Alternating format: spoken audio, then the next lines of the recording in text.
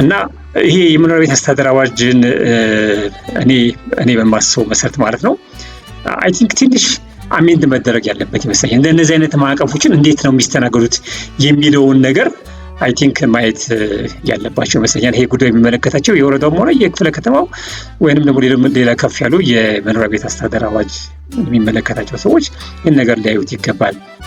ምክንያቱም ሴንስ ስለማይሰጥ ነው አንድ ሰው ቤቱን ይሄን ሁሉ ወጪ አውጥቶ ያንን ቤት መልሶ በድሮ ዋጋ አከራይ ማለት ትርጉም ያለው ነገር አይመስለኝም።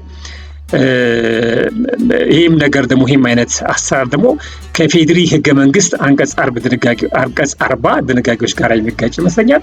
በፌዴሪ ህግ አንቀጽ 40 በስክሪኑ ላይ ሲሄድ በምትመለከቱ ማለት ነው ድንጋጌዎች መሰረት አንድ ሰው የንብረት የማፍራት መብት ያለው በዚህ ንብረት የማፍራት መብቱ ላይ እንደ ልብ የመገልገል የመሸጥ የመለወጥ የማከራየት መብት አለው ይላል። ይህንን ድንጋጌ የሚቃረን ከሆነ ይሄ የመኖሪያ ቤት አስተዳደር አዋጅ ቁጥር ተፈጻሚ ሊሆን እንደማይችል ምክንያቱም ህገ መንግስቱ ራሱ ከህገ መንግስቱ ጋር የሚቃረኑ ማናቸውም ድንጋጌዎች፣ አዋጆች፣ መመሪያዎች ተፈጻሚ እንደማይሆኑ ተመልክተዋል። ይሄ ነገር እንዴት ነው የሚታየው? እንዴት ነው እኔ አሜንድ መደረግ አለበት የሚል ነገር አለኝ። ኢኔብሊንግ የሆነ ኤንቫይሮንመንት መፍጠር የሚቻለው እንዴት ነው? ምናልባት አዋጁ ላይ አንድ የተመለከተ ነገር አለ። አንድ ሰው ቤቱን አላከራይም ካለ በመንግስት የተጣለውን ድንጋጌ ወይም መንግስት የተጣለውን ቅጣት ይከፍላል የሚል ነገር አለ። ይሄ ግን ምናልባት ለመንግስት ጥቅም ያስገኝ ካልሆነ በስተቀር ግን የመኖሪያ ቤትን የመኖሪያ ቤት ችግርን ፕራክቲካሊ አይቀርፍም። ስለዚህ ምንድነው መሆን ያለበት?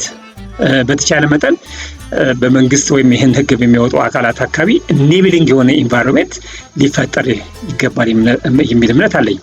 ይህን ጉዳይ ነው የምናገረው በስክሪኑ ላይ ሲሄድ በምትመለከቱት መሰረት በጠበቆች አስተዳደር አዋጅ ላይ ማንኛውም ጠበቃ ህግን የማገዝ ኃላፊነት አለበት የሚለው ድንጋጌ መነሻነት ነው እና እነዚህ ነገሮች መታሰብ አለባቸው። እኔ ሌላም ደግሞ ጨምሬ የማስበው ነገር ምንድነው ለምሳሌ ለአከራይና ተከራይ በፍትሐ ብሔር ቁጥር 1731 ድንጋጌ መሰረት የኪራይ ውላችንን እንዲህ አድርገን ተስማምተን ይሄንን ይዘን መተናልና መዝግብስ ቢባል የቤቶች አስተዳደር አልመዘግብ ሊል ነው? ወረዳም ባለ ወይ ክፍለ ከተማ ያለ አልመዘግብም ሊል ነው?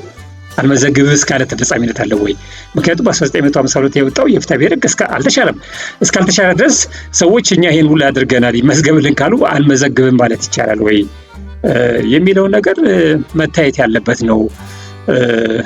ሰው ደግሞ ያን ሁሉ ወጪ ካወጣ በኋላ ደግሞ እኔ በድሮ ዋጋ አላከራይ ብሎ ቤቱን ቢዘጋው መንግስት ከዛ ብቻ ጥቅም ቢያገኝ መፍትሄ ይሆናል ወይ? እነዚህ ነገሮች እስቲ ተወያዩባቸው እና ቪዲዮን የተመለከታችሁ ሰዎች እባካችሁ ለሚመለከታቸው ለመንግስት አካላት ለክፍለ ከተማ ሊሆን ይችላል ለወረዳ ይሄ ጉዳይ ኮንሰርን ለሚያደርጋቸው ሰዎች ሁሉ ሼር በማድረግ ተባበሩኝ። አስተያየት ስጡበት። እናንተ በተለይ ኮሜንት ሴክሽን ላይ ሄዳችሁ አስተያየታችሁን በጽሁፍ ጻፉ። እኔ ስልክ እንድትደውሉ ሳይሆን የምፈልገው አክቹአሊ የኮሜንት መስጫ ሳጥኑ ላይ ሀሳባችሁን ግለጹ።